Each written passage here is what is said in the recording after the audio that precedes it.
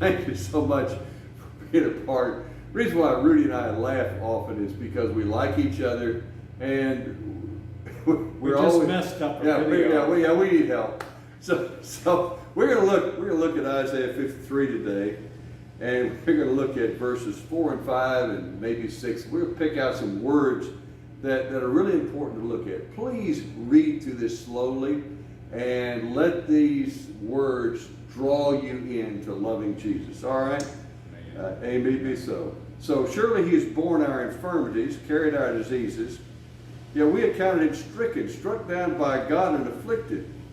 He was wounded for our transgressions, crushed for our iniquities.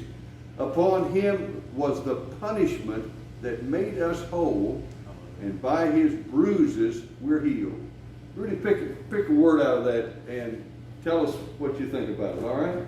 Well, transgression is an important word because there's a lot of folks that read the King James. And in the King James, the word transgression is synonymous with a lot of places in other English translations that use iniquity. And iniquity is the problem that you would need a guilt offering for. Iniquities are thought processes, thinking bad thoughts. And that's important to God because otherwise he wouldn't have made the 10th commandment part of the Constitution. And we know that covetousness is definitely a mental process. Right. So for me, the connection that I get between guilt and trespass is that we've trespassed the most holy place, which is our heart. This is where heaven and earth touch. Right. So when we trespass that, we need an offering that will bring us back together and to make us whole, to make us one with the Father, to heal our broken relationship. All right, that's nice. I'm going to summarize that. So the word transgression that we read is also iniquity, or can be understood as iniquity. And the guilt offering that we've been talking about was for transgression and iniquity, correct? Well, transgression and iniquity are the same thing. Okay, they're the same thing. And this involves our inside condition, our thoughts. And Rudy makes, I think, a very good point that this is our most holy place inside of us. It is inside our thoughts, in our heart, where heaven and earth meets in Rudy's life, or my life, or in your life. Is that correct? Correct. And so if I am wrong there, then I'm really wrong. Yes. And I need what Jesus has done for me in that regard. He illuminated that for us so that we would have a place to talk this out together. And I can't tell you how valuable that is.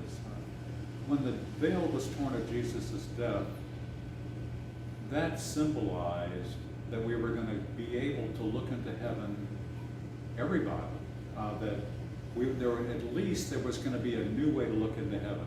Nobody knew exactly what that meant until 50 days later when the Holy Spirit fell. Right. And then they understood that new way to look into heaven was actually going to be inside of our heart. Yeah. Even though Isaiah wrote about this 700 years before Jesus died on the cross, God knew exactly what he was going to do, and this is where this was always pointing.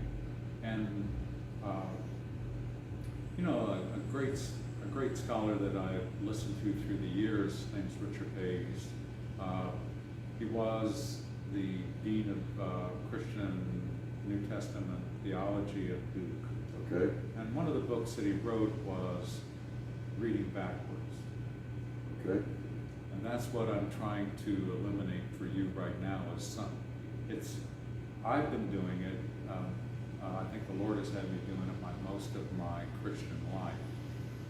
He wrote about it much better than I'm talking about it right now. But what this does is when we're reading backwards, we look at the cross, we look what God was doing, and then we can actually look backwards to see how he was building the case for what he created.